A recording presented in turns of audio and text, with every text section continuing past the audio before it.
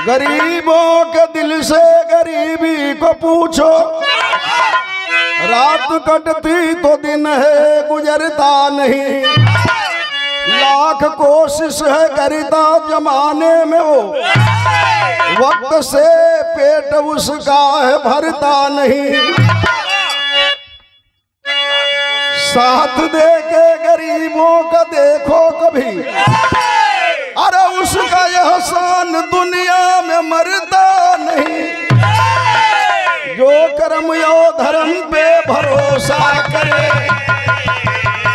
उसका घर तो कभी भी उजड़ता नहीं।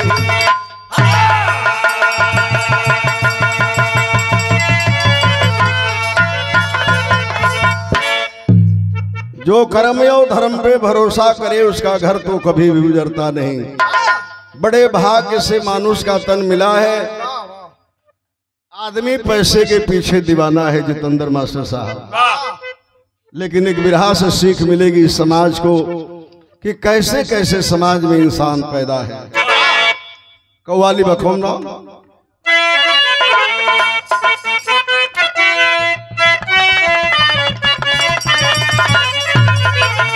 बाहर बंधु जी, भर दे झोली मेरी या मुहम्मद, तेरे दर से न जाऊंगा खाली।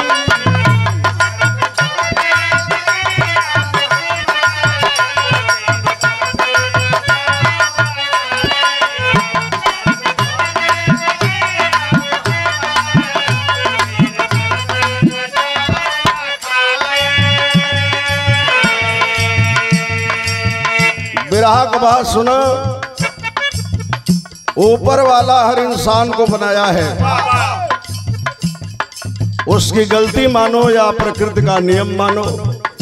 किसी को महागरीब बनाया है तो किसी को महाअमीर बना दिया है। गरीबी में भी इंसान को शौक से जीना चाहिए कि यह गरीबी मालिक की दी हुई चीज है। तो लिखा था उन कवि जी, जो गरीबी गले से लगा के,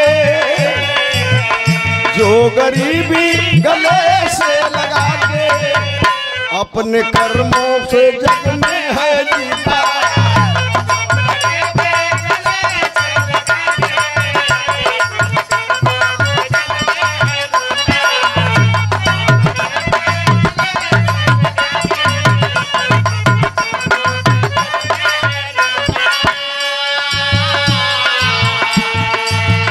जो गरीबी गले से लगा के, अपने कर्मों से जग में है जीता। फर्ज पे वो कर्म को निभा के, फर्ज पे वो कर्म को निभा के, चैन की नींद जग में ना सोता।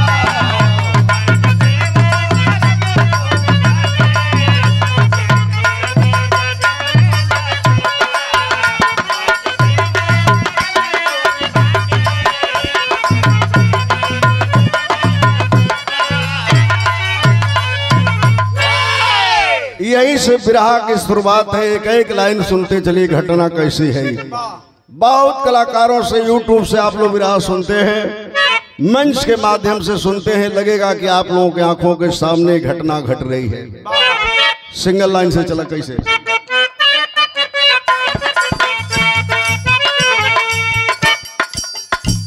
जहां में बड़े भाग्य से हंसाती जिंदगी,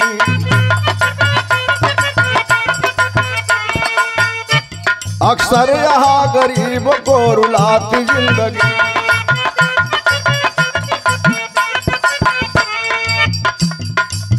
मगध प्रदेश जो पटना के नाम आज बना है,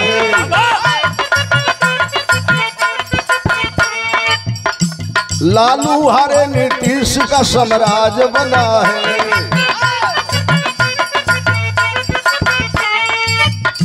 रणबीरपुर में यादव जहां श्याम लाल थे, पत्नी देवंती बेटा रोशन तंगहाल थे।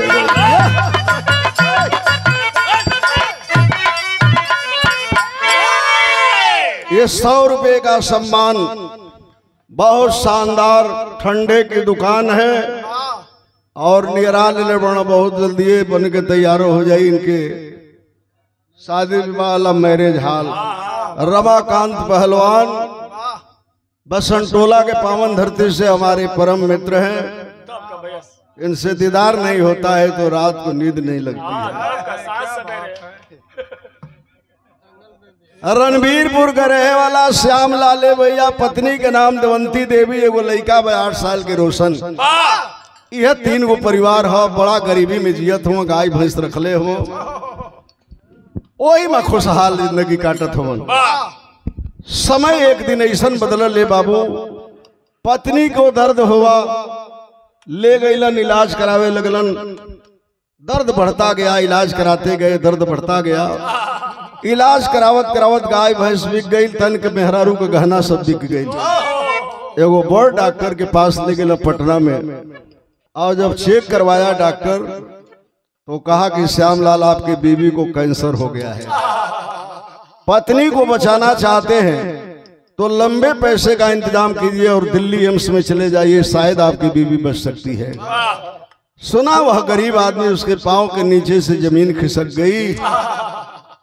आया घर पे बाबू, अपने इलाके में सभी धनवान लोगों के पास गया, कहा कि साहब तने हमार कुछ मदद कर दो, हमार पत्नी ठीक हो जाई, जिंदगी सलामत रही तो हर पैसा पाई पाई चुका दे।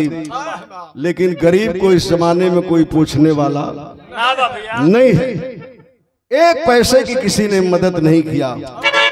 तब श्यामलाल यादव सोचता है और क्या करता है, बिरहा में गीत कौन हो।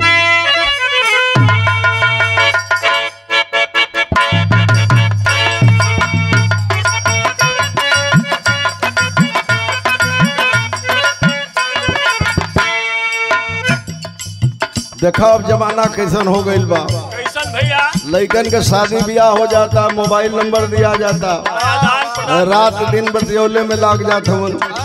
एगो वो जमाना रहल रमाकांत पहलवान, जब आदमी कोयलरी में जा नौकरी करे, चटकल में जा नौकरी करे।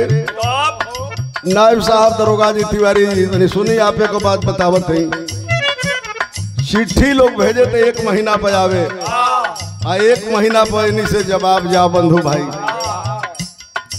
एगो हमारे गांव का ड्राइवर रहल, नाम ना ले, ट्रक अब नाम ना ले भाई, चैनल वाला भाई वालो नया नया ओकर गवना भइल रहल, चल गई ट्रक चलावे, पढ़ल लिखल ना रहल, खलासी ओकर जवन रहल पढ़ल लिखल रहल। ओकर मेहरारू चिट्ठी भेजलस कि राजा जी सब ठीक बा, घर परिवार घर द्वार सब ठीक बा, हितई नतई कुल ठीक बा। रतिया का ट्रेनवा आवेले तो बुझाला कि हमार सैया जी फक दे आ जी, पर याद सतावेला तो नींद ना आवेला। चिट्ठी पढ़वलो सो ड्राइवर लड़का से, चिट्ठी पढ़ के खलासी धो दिया, 5 किलोमीटर उरी ट्रक ले गई। कहलस कि एक बेर उरी तनी बिछली बतिया पढ़ दे, फिर पढ़लस 10 मिनट के बाद कहलस कि तनी वही के फिर एक बेर पढ़ देते। कहलस कि हम पढ़ब ना, कहीं बात के 13 बेर ना पढ़ब। कहलस कि अरे भाई पढ़ दे, अगला ढाबा पर तो के मीट खिया दे। फिर पढ़लस और ढाबा पर जब गौर से सुनलस तो मालिक की यहाँ ट्रक खड़िया के भाग गए घर। जिंदगी बीत गई बाबू, तो प्रेम ऐसा चीज है। तो वह कोनो मेहरारू कहले रहल, रेलिया बैरन रेलिया बैरन रेलिया बैरन पिया खोलिए चाय रे, रेलिया बैरन।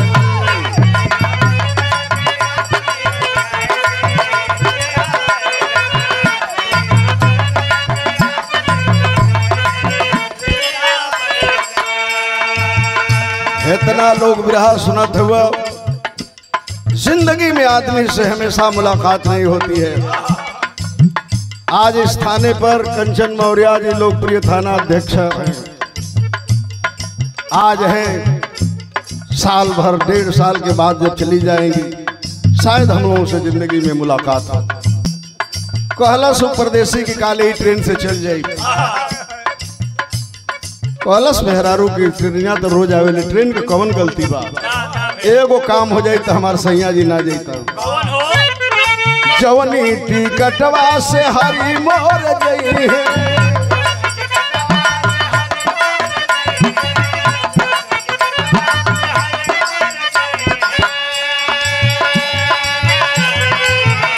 अरे हे देवा बरसे टिकट गली जाओ रे रलिया बैरन पिया बोलिए।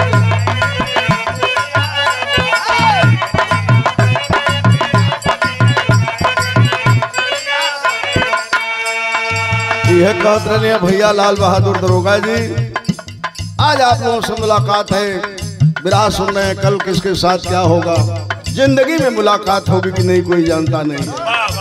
सोच रहा है गरीब आदमी की एक पैसे की कोई मदद नहीं किया, क्या करूं, कोई ना जाने केहू ना जाने,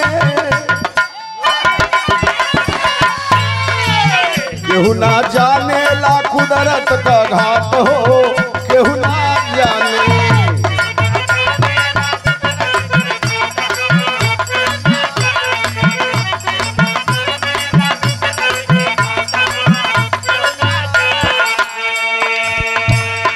पत्नी को बचाने के लिए श्यामलाल वह गरीब आदमी क्या करता है बाबू, सुने बिरहा में कि शंकर सिंह के धैले गिरवी जमीनिया,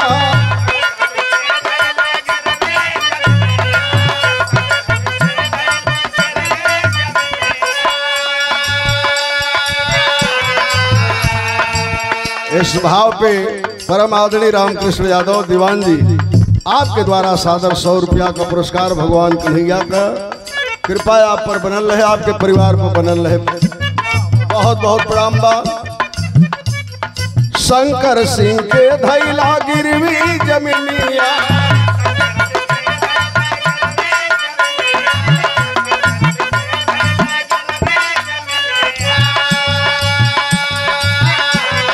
फिर भी बूता गईली घर का रोशनिया,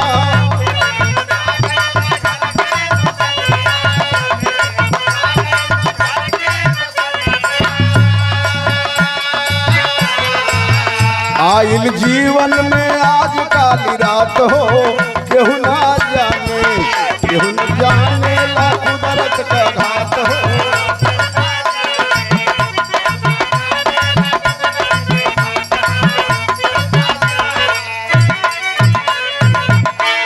अपने ही गांव के बाबू शंकर सिंह के 1 बीघा जमीन रहल, ओके 1 लाख रुपया में बंधक रख दिलन। 8 वर्ष के बेटा को लिया, एक रिश्तेदार को दिल्ली फोन किया, पटना से अपने बीमार पत्नी को वह गरीब आदमी लेके चला गया दिल्ली। 8 रोज के बाद उसका रिश्तेदार भर्ती करवाया एम्स में।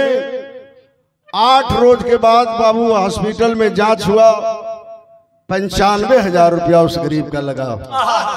डॉक्टर बुलाया और श्यामलाल से कहा कि दुनिया में कोई डॉक्टर अब तुम्हारे बीवी को बचा नहीं सकता है, ये 12 से 13 दिन की मेहमान है, ले जाओ सेवा सत्कार कर लो, पैसा मत खर्चा करो। वह गरीब आदमी के आंख से आंसू चलने लगा। बाबू बीमार लाचार पत्नी को लेकर पटना आया, पटना से रणबीरपुर गईलन है और पत्नी का दिन गिने लगला, वो 12वां दिन आयल हो पंचो। पत्नी के शरीर में इतना वेदना उठल, इतना वेदना उठल, अपने पति को बुलाई और बेटे को बुला करके बेटा का हाथ पति के हाथ में पकड़ौलस, कलश की सैया जी वे दुनिया से हम जाते हैं तो से वादा एक हमसे करा कि हमरे बेटा के आंख में आंसू मत आवे दिया, हमरे बेटा के आंख में आंसू मत आवे दिया। इतना ही कह के दवंती इस दुनिया को छोड़ देती है। बाबू माँ के लाश पर बेटा गिर के रो रहा है, दहाड़े मार करके पत्नी के लाश पर पति रो रहा है। अड़ोस पड़ोस के लोग, गांव के लोग इकट्ठा भइल, समझावे बुझावे लगला।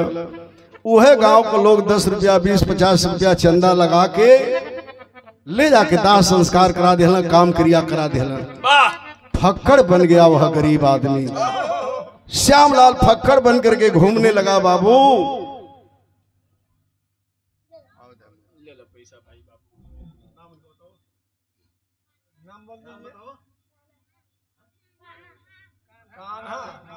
अरे क्या नाम है? कान्हा के जन्मदिन पर ये नन्हे कान्हा बाबू की तरफ से।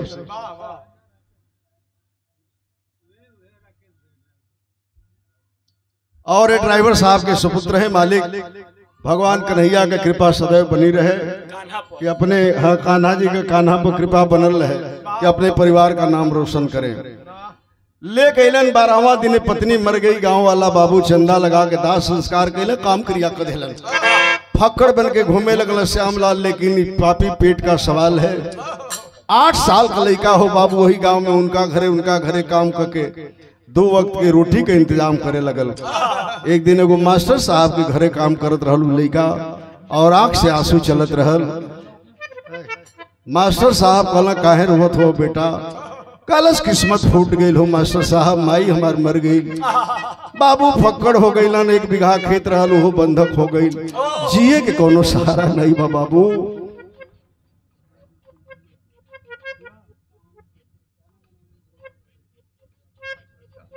और इस थाना के भंडारी हैं, आपके द्वारा ये 100 रुपये का सम्मान आया है। बहुत बढ़िया खाना बनाते हैं इधर।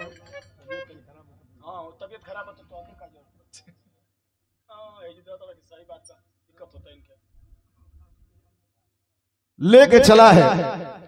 मास्टर साहब कहला रे पागल, तार बाबू खेतवा पे चले ना हम अपनी बाबू के कह दो कि जाके KCC पास करा के बैंक से 1 लाख रुपया लोन लेके बाबू साहब के खेतवा दे के छोड़ा ले बोलो, जिए के बाप बेटा का सहारा बन जाई।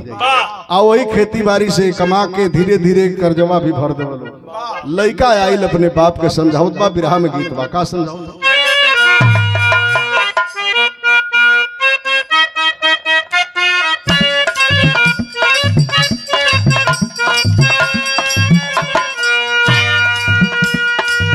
नारी के करना भरथरी होई गैला जोगिया, अरे होई गैला जोगिया हो। राजपाट दिहाला विसार न हो।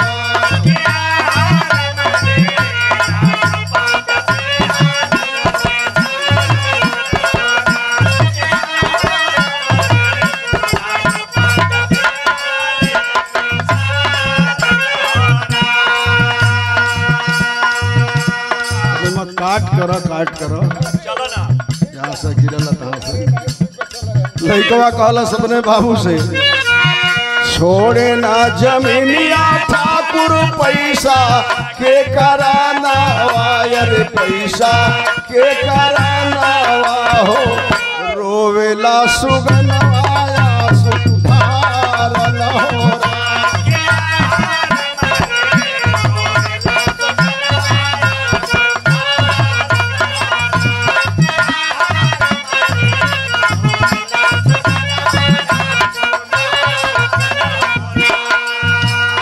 लड़कवा अपनी बाबू से कहलस, रोशन की बाबू एगो काम करा। मास्टर साहब कहत रहल क्रेडिट बनवाला जाके लोना, वा कराल हो बाबू लोना।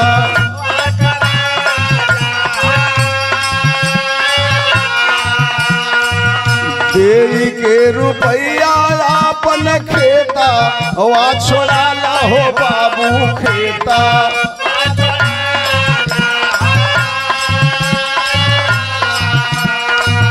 बाट ना ठिकाना बाबू दूनी या बेगाना, वायर दूनी या बेगाना हो। ये बायर आजिया हमार न हो।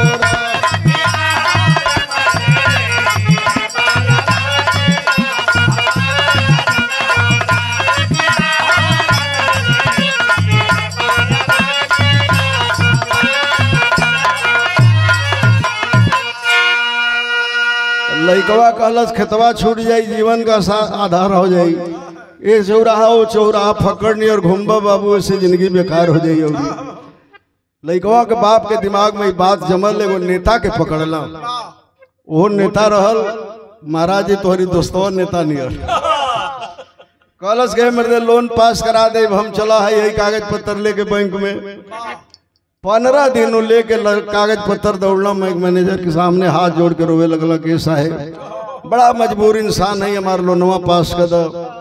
कहा बैंक मैनेजर की लोनवा पास कर दे, लेकिन 1,20,000 रुपया का लोन पास कर, 20,000 कमीशन लगी। बोला मंजूर होकर तो पास कर देंगे। कहा वो गरीब आदमी की साहब 1 लाख रुपया का हमें जरूरत बा, 20,000 आप कमीशन ले ली, पास कर दे।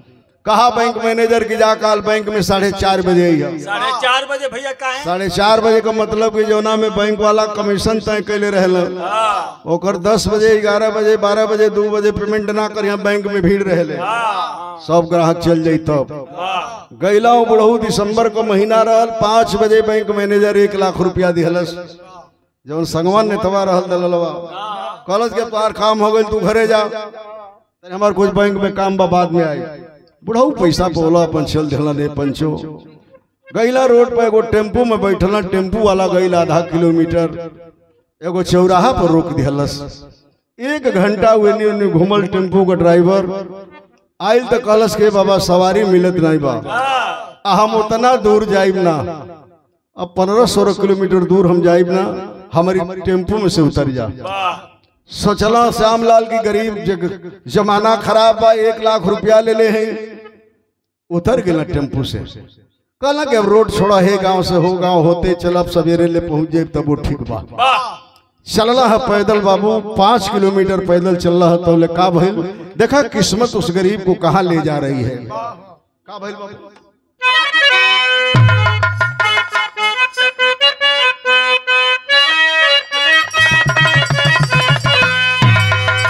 शादी ब्याह के अवसर पे के माता बहन गावेली कि पिया परदेश गईले, पिया परदेश गईले, अरे तार लागो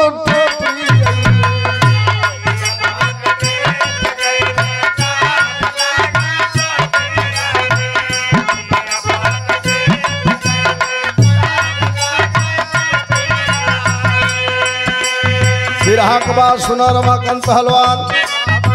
साझ भइल घरवा जात वही गरीबवा के,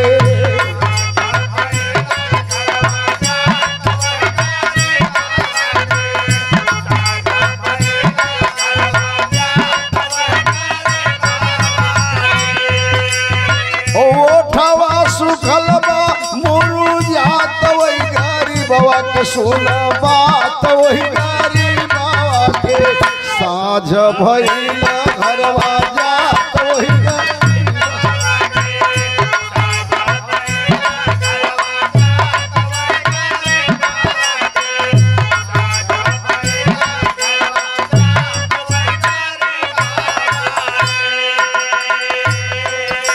पाँच किलोमीटर पैदल चलना। दिसंबर का महीना रहल, 7:30 पौने 8 बजे लगल। वो गांव में पहुंचला, गांव के बहरा श्यामलाल का देखला राड ट्यूबलाइट जरत रहे एगो गांव में।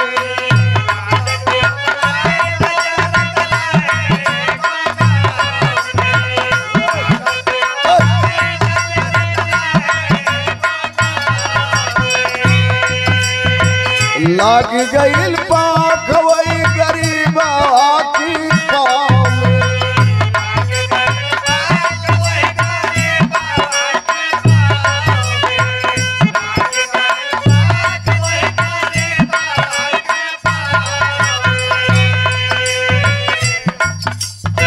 बैठ जाना, ये बैठ जाना, चला ना चले तो बल बता दे।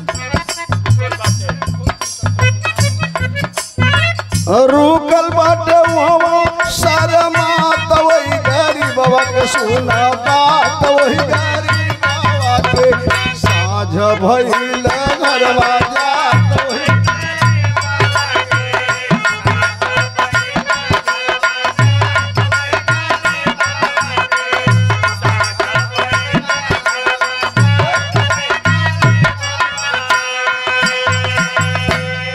एगो छोटे समियाना लगल रहल, ओमा राड जरत रहल, ट्यूबलाइट जरत रहल। सोच गईला बगल में सहनाई बजत रहल बुढ़ऊ कि कोई के बराती आइल बा। कहला कि कोनो शहर था। ए भैया हो, यह सोच के रुक गईला कि यही में एक पतल भात खाई, हमारे 1 लाख रुपया बच जाये, अपन चल जाए धीरे धीरे, सवेर हो घरे। तौले सहनाई बजते बेटी वाला के द्वार पर बारात जाते हो। द्वार पूजा पर लड़का बैठे गई। श्याम लाल सोचला तनी हमहू चली द्वार पूजा देख ली। द्वार पूजा पर जब खड़ा भइल तो का देखल बिरहा में एगो गीत बा।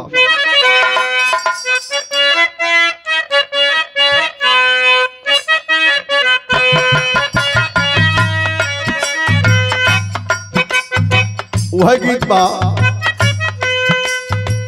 झाझर मड़ौआ जनिछ वही हाये बाबा हो। झाझर मड़ौआ जनिछ वही हाये बाबा हो। लगी है सूरजा के ज्योति हो।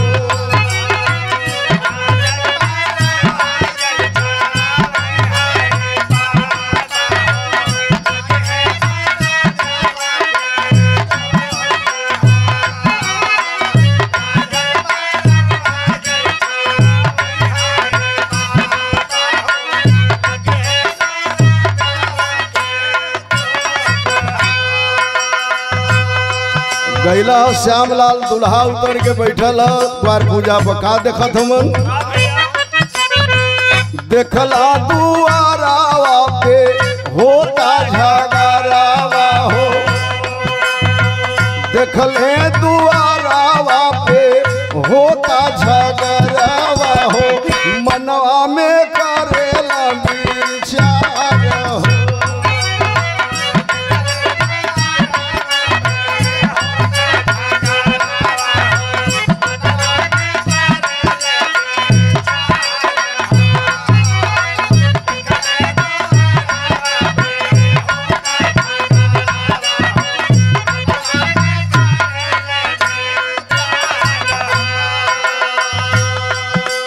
जो ही श्यामलाल खड़ा भैल मेहरारू मंगलचार गावत है। लड़का बैठल है द्वार पूजा पर। और लड़का को बाप कहलस के समझी सुना। अरे पके होशवा कहले रहला जौन 1 लाख रुपया बाकी बा कि द्वार पूजा पर हम दे दे। तब पैसवा दे ला पहले तब द्वार पूजा होई ना तो द्वार पूजा ना होई। लड़का की बाप को बात सुन के बेटी वाला बुढ़ऊ के आंख से आंसू चले लगल। कहला कि ये समधी जी हम अपनी बेटी का ब्याह ना करत हैं। हमार बेटी के ही बेटी व हमार नतनी है। अपनी बेटी के सिवान प्रॉपर में बिहले रहली। हमार दामाद मोटरसाइकिल का बहुत बड़ा मिस्त्री था। ये हमार नतनी 2 साल का रहले साहेब। हमारी दामाद का एक्सीडेंट हो गई, मर गई हमार दामाद। बड़ी गरीबी में हमार बेटी रहले। लेकिन हमारी नतनी के जगह पढ़ौले बा गरीबी में। सिवान जिला के अंदर कोई के बेटी इतना पढ़ला में टापर नहीं बा। जे पैसा देवे कल लमैन मौका पर मुकर गई। हमारा आबरू बचा ले आपके समय से हम पैसा जुटा के दे दी। लड़का को बाप कहलस के अब चढ़ा लिहला तो लगला हमके सिखावे। इस सिवान जिला के टापर होके चाहे पूरा बिहार जिला बिहार टापर होके उससे हमारा मतलब नहीं खे। आप बहुत बतियाई बनाई न तब बारात लेके जाई। कहलस का कहलस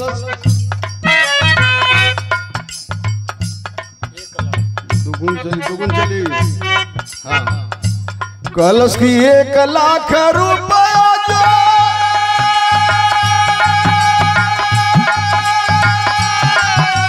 अरे नहीं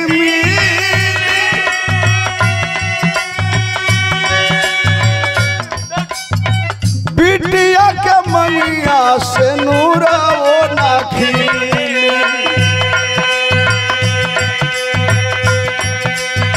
कहला से 1 लाख रुपया देबा कि ना। कहला कि मजबूर बानी ये वक्त ना दे पाई। लड़का वाला अपनी लड़का के चौका पर से उठा लेलस। सहनाई बंद करा दिलस। समियाना में गई कला बरात चला हम शादी ना करब। बिटी हाला चार भैले बउआ में गिरी गईले। बिटी हाला चार भैले बउआ में गिरी गईले। गिरल ही अरवा पे पहाड़।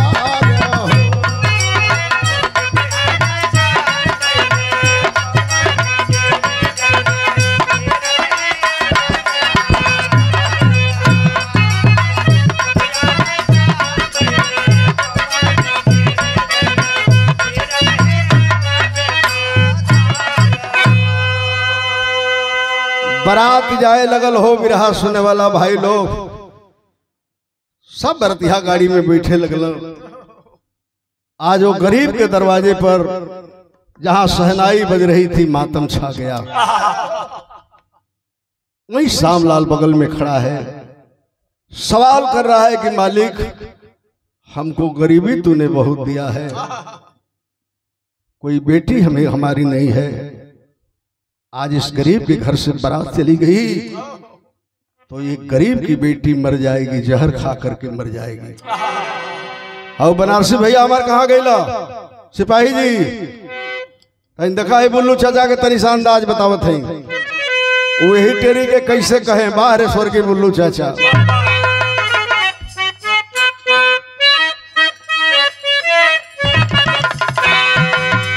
तब सिपाही भैया रेडियो का जमाना रहल, प्रसारण आज 8:20 पर की महमूरगंज वाराणसी से 2:20 पर बुल्लू यादव की बिरहा आएगी। लोग रेडियो लेके बैठ जाओ, वही मकाम है बुल्लू चाचा। अरे मोरे राम नैनों में पृथ्वी राज बस गई, सवारी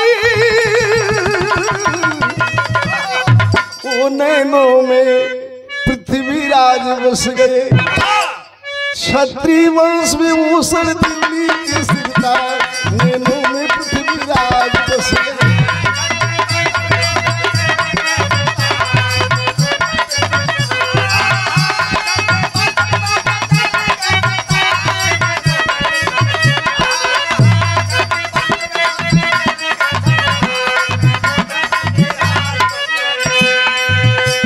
वो बानगी मारा बंधु बाबू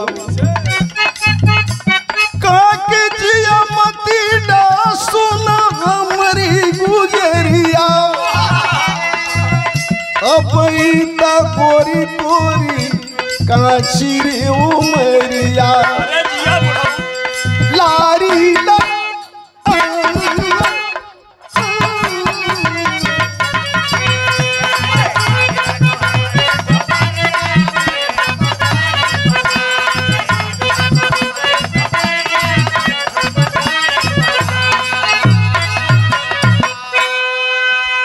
बिरहा के बादशाह रहे, बिरहा के शिखर रहे।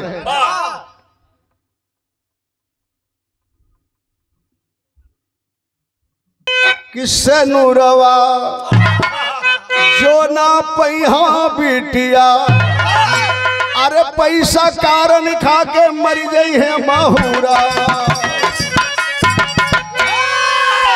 सोचत वन कि आज एक गरीब का बेटी मर जाई, कहले कि ऊ का जाने पीर पराई जकरी पाव न फटल बेवाई।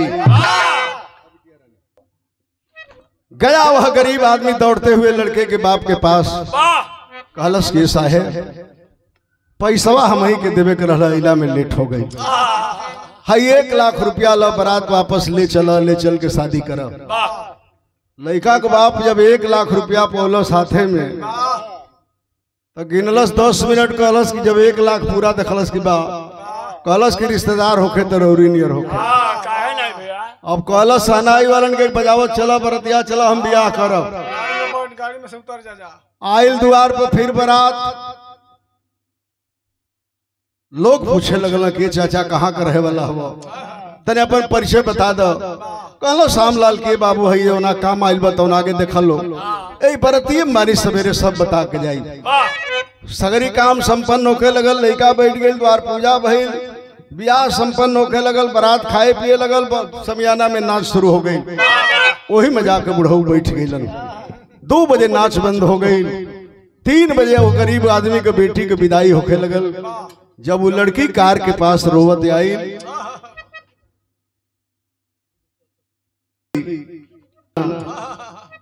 तनी वो इंसान से दीदार करा दे जौन तोहर द्वार को मर्यादा रखल और जौन हमार मांग में सिंदूर दिवा दे।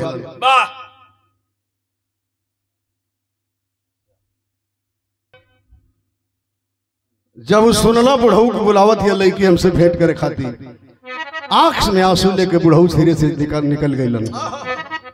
बड़ा खोजला लोग नहीं मिले, लेकिन बिरहा में विदेशिया में कभी लिखत हो।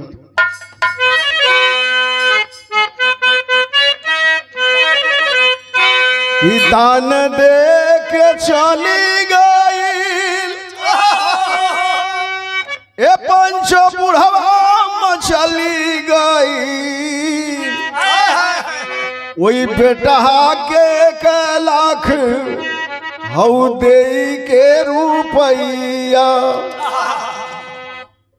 खोज सब लोग कहवा दान वीर कर गईले भोरवा में होते बाटे वही बेटी के विदैया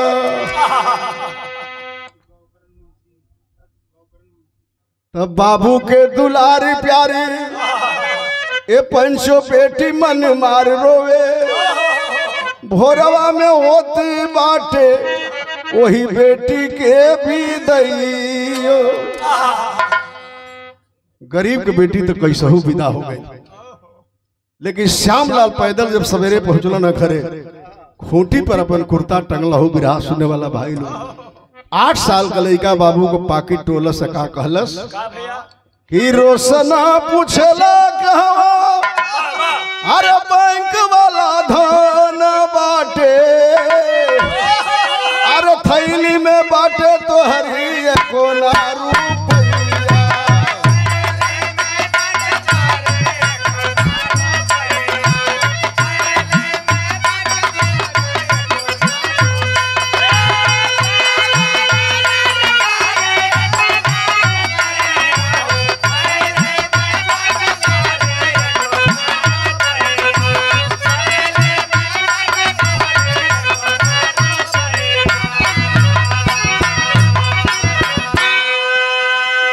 कहलस लइका बाबू के पकड़ के बाबू काल गईला कहलक 1 लाख रुपया बैंक से पाई बाबू साहब से खतवा छोड़ा ले पैसा ना मिलल का बाबू बैंक से पैसा ना पौला काल गईला रातों ना हुआ बाबू आ जाइला पैसा ना मिलल का हमार बाबू पैसा ना पौला गोद में पकड़ लेला गरीब आदमी अपने बेटा के कहला कि ये बेटा पैसा मिलल जरूर लेकिन गुंडा हमारे पीछे लगला पैसा छीन लेला जमीन पर गिर गए लोग गरीब आदमी का बेटा कलश की जा हो बाबू जा अब तो जिंदगी नरक हो गई हो बाबू मजदूरी के सिवा दुनिया में कोनो आसरा ना बा हमन के कहला जा जिंदगी बेकार हो गई श्यामलाल फक्कड़ होकर घूमे लगल धीरे धीरे 8 साल बीतल सिपाही जी दीवान जी तनी सुनी 8 साल बीतल 8 साल में बाप बेटन का कहा गति भई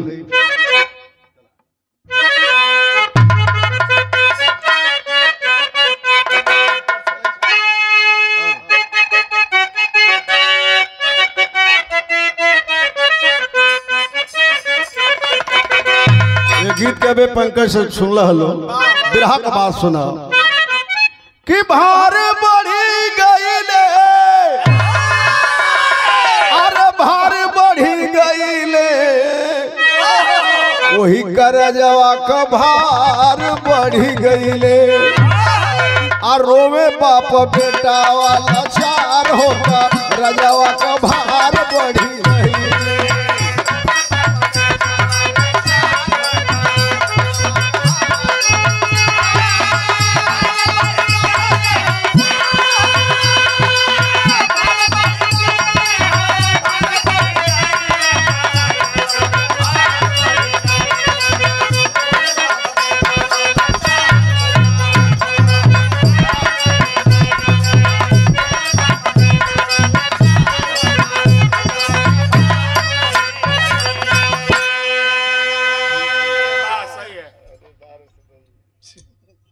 आठ साल में बाबू जहन लोनवा ले ले रहा श्यामलाल पैसा चक्रवृद्धि ब्याज ब्याज जोड़ के बहुत रुपया हो गया बैंक वाला लगला दौड़े दौड़त दौड़त बैंक वाला हार गया जगह पास चवन्नी निखे का जमा करी आखिरकार बैंक वाला वो मामला के तहसील में दे दिया आज जब तहसील में दिया तो का भैल कि बैंक अधिकारी दुआरा से हारी गईले और पुलिस के जवान आके और गिरफ्तार कईले कर जावा का भार बढ़ी हो कर जावा का पूछ लिया नीता फटका सरकार हो करजवा का भार बढ़ी।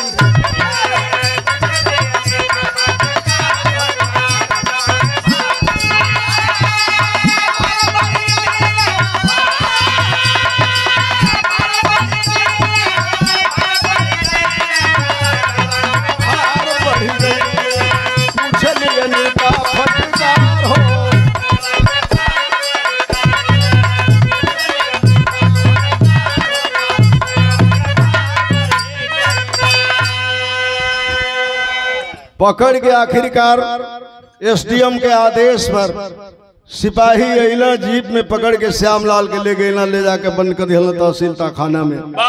कौनो मनई बतौलस उनके बेटवा रोशन से कि तोहरे बाबू के पकड़ के और सिपाही लेके चल गए तहसील में। नंगे पांव गरीब आदमी का बेटा भगते हुए गया और सलाखों के अंदर देखा कि मेरे पिताजी बैठ के रो रहे हैं। मालिक से सवाल कर रहा है कि मालिक अगर आप इतनी गरीबी नहीं देते मालिक तो हमारे बाबू पुलिस के जवानों के हाथ से पकड़ाई ना होता है, कटघरा में रोता नहीं। अंदर बाप रो रहा है, बाहर बेटा रो रहा है।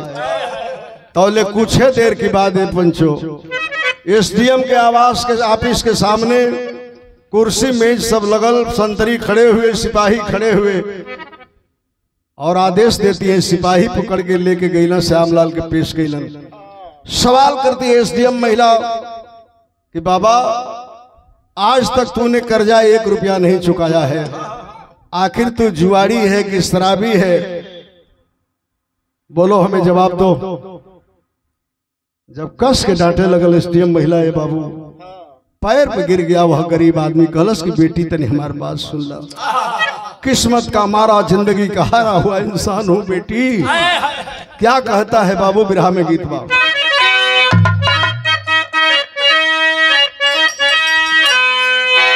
वह गीत बजा दिलन, अरे डूबी मरबे रजऊ, अरे डूबी मरबे रजऊ, जई बजो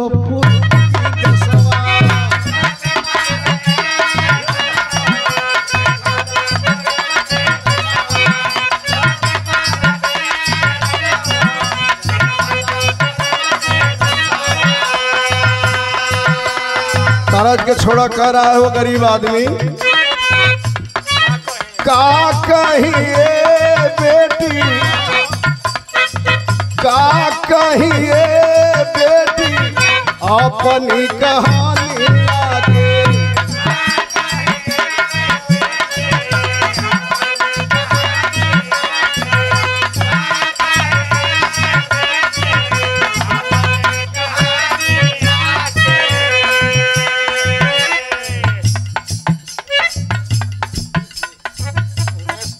और ये सब्जी के बहुत बढ़िया बिक्री। ये बेटी का कहिए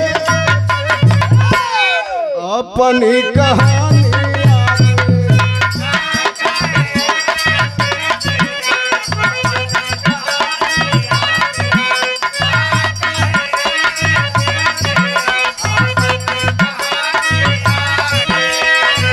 रोवे तहसीलिया में, रोवे तहसीलिया में भाई के चरनिया, का कहिए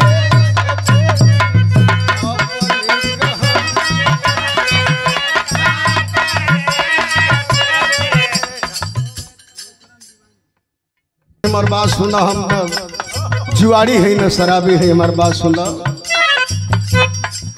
पड़ली बीमार नारी कैली हम दवाई,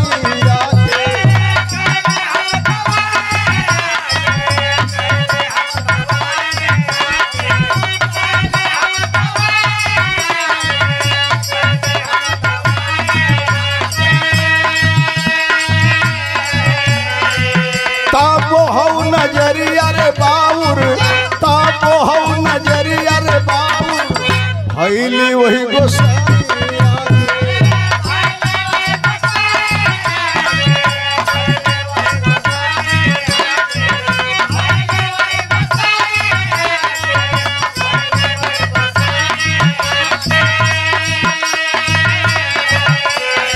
अनाई हम बचाई रे पवन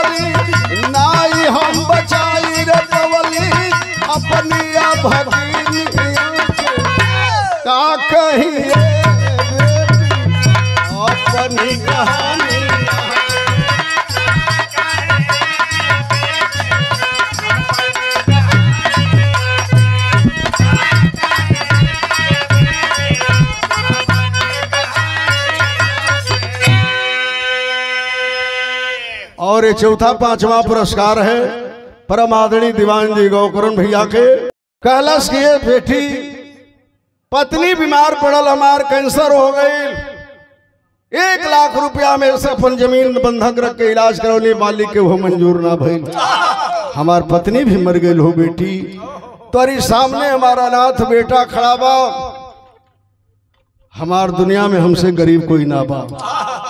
एसडीएम महिला ने कहा कि ये कही अब मेरे पास उपाय है, तुम्हारे पास जो 1 बीघा जमीन है उसे नीलाम करके सरकार का पैसा वसूल लूंगी। कहलस की बेटी खेतवा तो बंधक रख ले ही नीलामे हो गई बा।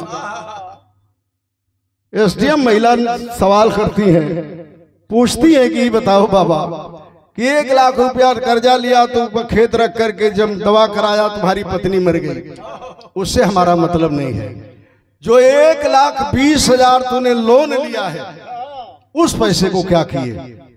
कहा हो गरीब आदमी की तनी 2 मिनट और हमारी बात सुन लो बेटी, क्या कहता है आल्हा में।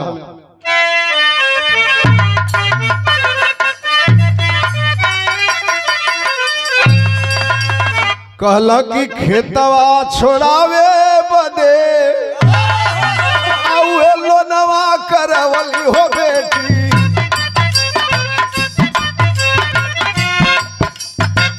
आवत रहली लेके सरकार से उधार,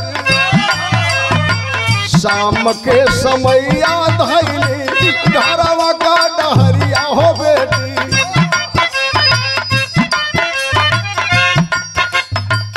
आवत हम के रहिया पीछे हो गई अंधार।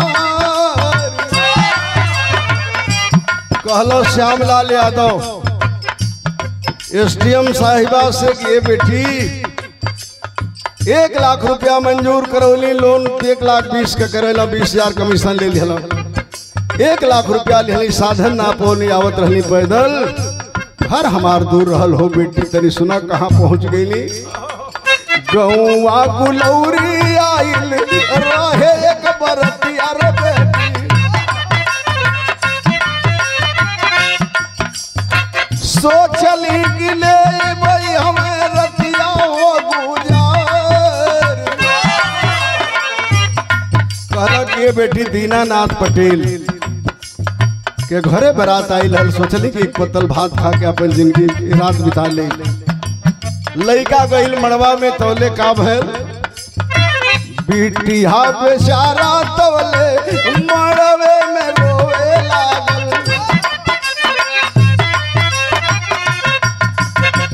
1 लाख रुपया बदे भइल तकरार। कहलस कि 1 लाख रुपया देवे के रहलो बुढ़ऊ के, लगला गोड़ पर गिरे के हमार नतनी बिहार में सिवान प्रॉपर, सिवान जिला में सबसे पढ़ला में टॉपर है। लड़का को बाप ना सुनलस हो बेटी, बरतिया वापस जाए लगल। यह हमार किस्मत में, अब तो अपन हाल बतावत है कि नेकी करके हमारी जिंदगी बेकार हो गई। का कह दिली 1 लाख रुपया हम पे हवा के दई हो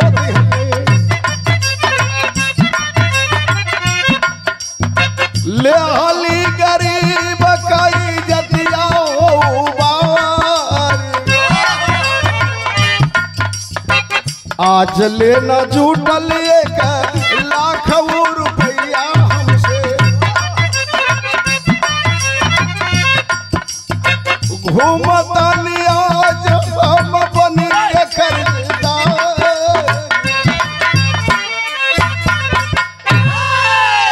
वही गरीब आदमी का बेटी सोचली मर जाई हो मालिक, भले गरीबी हमके खूब दिले हो मालिक, ए बेटी उहे पैसवा वो बेटा वाला के दे के वो गरीब की बेटी का शादी करा दिली। हमसे मुलाकात करे के वो बिटिया कहे लगल हम भाग चलनी है वही समियाना से निकल के। इतने बात बढ़ू कहल ये बाबू, फफक फफक के एसडीएम महिला रोने लगी। और फफक फफक के एसडीएम महिला जब रोने लगी, सारे अगल बगल सिपाही जो खड़े थे, क्या हो गया एसडीएम साहिबा क्यों रो रही हैं?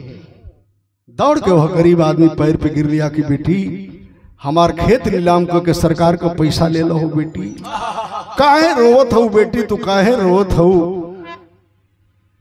कहीं हमसे कुछ गलती तो ना कहा गई बिटिया, माफ कर दो। खड़ी हो गई एसडीएम महिला और कहती है कि बाबा हमारी रोला का कारण दूसर बा। का रोला कारण बा तनी मुंशी जी गौकरण भैया बिरहा का आखिरी स्टेज है का बतौली एसडीएम साहिबा की काहे रोवा तनी सुना इसनो इंसान बा।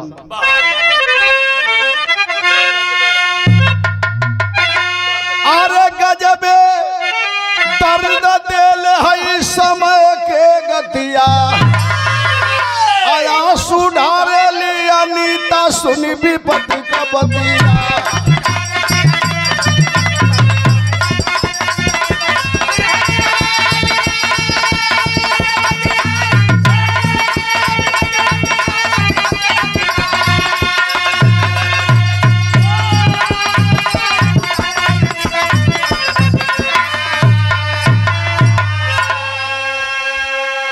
मेन चीज सुनिए, मेन चीज कहल कर रही एसडीएम महिला कि बाबा जानत हो काहे रोवत है, तो सुना काहे रोवत है कि रोवली अनीता बिहराई के हिरवा, अरे तोहरे पैसा से हमके मिलल से नुरावा।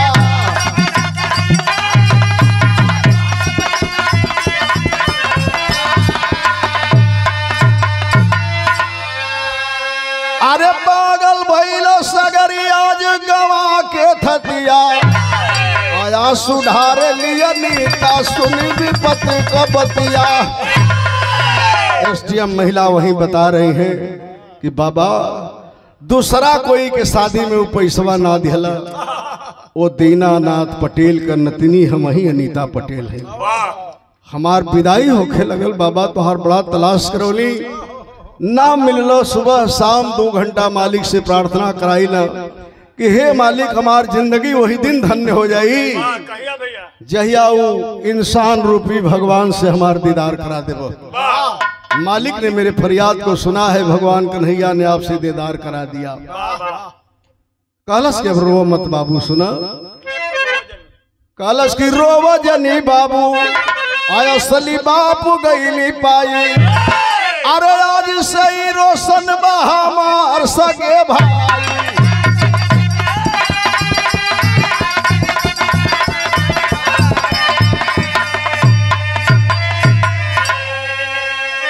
अरे असली नहीं अरे के शीतल भैली छतिया, आया सुधारे लिया नीता सुनी विपत्ति का बतिया।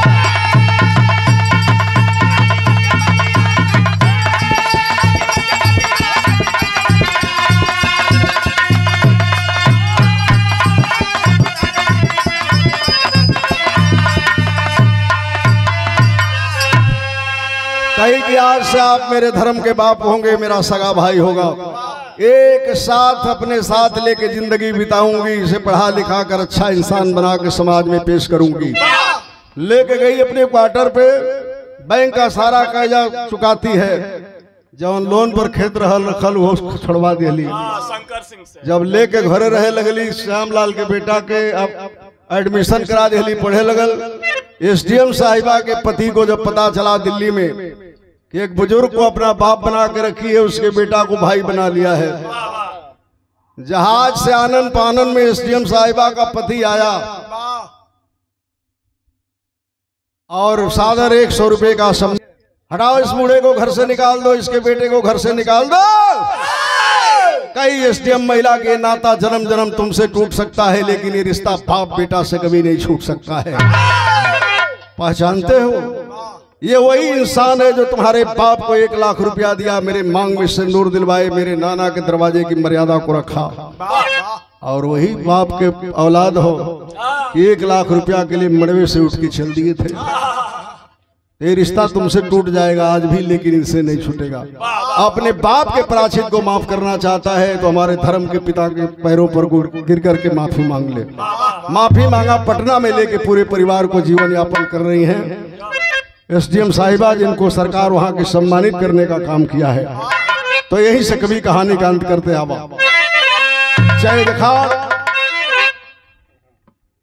जय जखाड़ स्वामी गुरु जद्दू की लहराती फुलवारी त्रिशी स्नेही श्री नराजन संग मितवा जवद